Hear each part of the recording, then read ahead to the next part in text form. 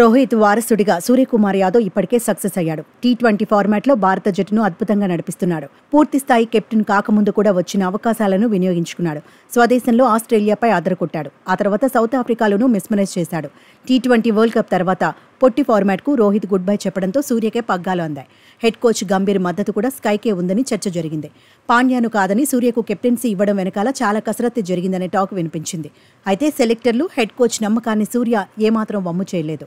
శ్రీలంక టూర్లో టీమిండియాను సక్సెస్ఫుల్గా నడిపించాడు. 3 మ్యాచ్ల్లోనూ భారత జట్టును గెలిపించాడు. కొత్త కోచ్కు తొలి సిరీస్తోనే విజయాన్ని బహుమతిగా అందించాడు. ఇప్పుడు బంగ్లాదేశ్ పైన భారత జట్టును సూర్య నడిపించబోతున్నాడు. భారీ అంచనాల మధ్య బరిలో దిగుతున్నాడు.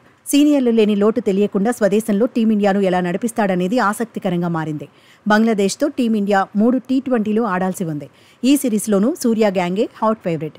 అందులో ఎలాంటి డౌట్ లేదు. మరోవైపు త్వరలోనే బంగ్లాదేశ్తో టీ20 సిరీస్కు జట్టును ప్రకటించే అవకాశం ఉంది. 15 మందిపై ఇప్పటికే సెలెక్టర్లు క్లారిటీతో ఉన్నట్టు ప్రచారం జరుగుతోంది. భవిష్యత్ టోర్నీలను దృష్టిలో పెట్టుకుని శుభ్మన్ గిల్కు రెస్ట్ ఇస్తారని తెలుస్తోంది. రిషబ్ పంత్కు కూడా రెస్ట్ ఇవ్వడం దాదాపు ఖాయమే. కారు ప్రమాదం నుంచి కోలుకున్న తర్వాత రిషబ్ వరుసగా సిరీస్లో ఆడుతున్నాడు. 3 ఫార్మాట్లలోనూ బరిలో దిగుతున్నాడు. కివీస్, ఆసీస్ టోర్నీలకు ముందు రెస్ట్ ఇవ్వటం బెటర్ అని బీసీసీఐ ఆలోచనలో ఉంది. పంత్కు విశ్రాంతి ఇస్తే ఫస్ట్ చాయిస్ వికెట్ కీపర్గా సంజు శాంసన్ ఆడతాడు. సెకండ్ చాయిస్ వికెట్ కీపర్గా జితేష్ శర్మ బరిలో దిగుతాడు. ఇషాన్కు ఇప్పటికిప్పుడు అవకాశం దొరకపోవచ్చు. ఓపెనర్గా అభిషేక్ శర్మ బరిలో దిగడం ఖాయమని చర్చ జరుగుతోంది.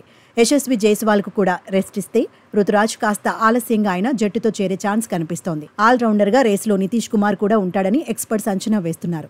రియాన్ పరాగ్, పాండ్యా, రింకు సింగ్, రవి బిష్నోయ్, శివం దుబే, హర్షిత్ రాణా, ఆవేష్ ఖాన్ జట్టులో ఉండే అవకాశం ఉంది. మొత్తంగా బంగ్లాదేశ్తో టీ20 సిరీస్కు టీమిండియా ఎలా ఉంటుందనే ఆసక్తి అభిమానుల్లో కనిపిస్తోంది.